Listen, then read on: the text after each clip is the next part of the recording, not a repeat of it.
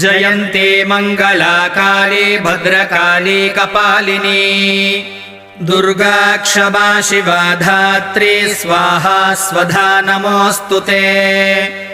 जयत्वं देवी चामुण्डे जय भूतार्तिहारिणी जय सर्वगते देवी कालरात्रि नमोऽस्तु ते। मधुकैटभविद्रावि विधातृवरदे नमः। रूपं देहि जयं देहि यशो देहि द्विषो जहि महिषासुरनिर्नाशी भक्तानां सुखदे नमः।